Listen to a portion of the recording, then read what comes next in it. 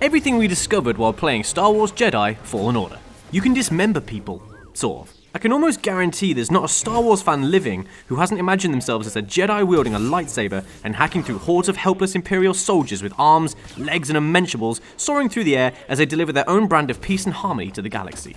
Not since the likes of Star Wars Jedi Knight have we been able to make sure Johnny Stormtrooper had a closed casket funeral so his grieving Stormtrooper wife and little Stormtrooper kids couldn't say goodbye one last time. Anyway, since Jedi Fallen Order gameplay was shown off at this year's E3, people have been asking one important question. Why the f*** can't I school a fool with my futuristic laser sword, EA? Why can't I dismember those poor, probably innocent Imperial troops?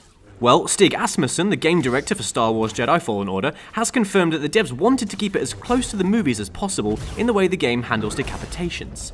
Things like animals, robots and boss characters can all be hacked apart in a very peaceful Jedi rage, but your average grunt will be staying firmly intact. Still, you can force push them off a cliff, so still hope for the closed casket, eh? Lightsaber customization is totally cool. Being able to build your own lightsaber is what separates the Jedi from the jabronis. We know this. It's in the Jedi archives, go look it up.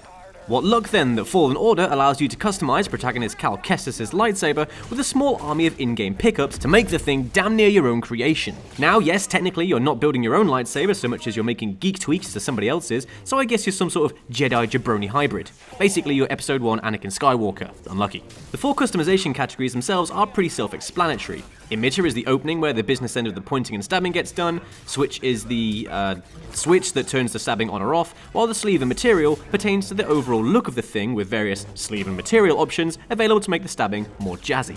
Oh, also you can totally choose which colour you want the blade to be, which is pretty gnarly, and anybody who doesn't pick green is basically tap dancing on Qui-Gon's grave. Reflecting blaster bolts back at stormtroopers literally doesn't get old. What's the one thing more fun than knackering a stormtrooper with your lightsaber at point-blank range right in his stupid face? That's right, it's standing as far away from harm as possible and deflecting his own laser blast directly into his stupid face. Knock knock, who's there? Laser in your face. One of the things we loved about Fallen Order is the finely crafted combat, which includes dodges, parries, force abilities, and playing laser tag with your foe's face. Some deft timing on the block button when you see an incoming shot will send it ricocheting off your saber directly back at the poor chump who fired it, afflicting him with a severe case of the dead. It's difficult to overestimate just how much fun this is, and the Dark Souls Light combat on the whole is an absolute joy. I say Dark Souls Light, but it's still actually hard as heck, especially if you pump up the difficulty to Grandmaster level, which essentially turns every Stormtrooper into Charlie Sheen on a particularly heavy weekend bumping nose tornadoes. Deadly. Speaking of difficulty levels, Respawn Entertainment have seemingly catered for all tastes, with 4 confirmed modes ranging from super easy to Qui-Gon fighting Darth Maul without Obi-Wan to bail him out. That is to say, very hard indeed. This means that, unlike in the Dark Souls and Bloodborne games, players will have the option to change difficulty on the sly if they're having a tough time in combat, or if it's all going a little bit too well. Not exactly sure why anybody would want to make something like that hard on themselves, but you do you, hun. Puzzling feels like Tomb Raider or Uncharted. Mixed in with all the stabby stuff, players are also going to have to use their noodles in a number of puzzles throughout the game. Imagine, if you will, a world where Nathan Drake and Lara Croft are given access to mind-boggling force powers that could make them perform a standing jump over a double-decker bus or push over old ladies with their minds, and you're somewhere in the right ballpark. I mean, if you're using an old lady as a key item in solving a puzzle, that is.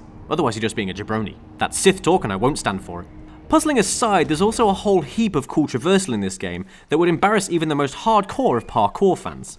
Wall running, vine swinging, time slowing and unicycling all play a huge role in how Cal gets from A to B.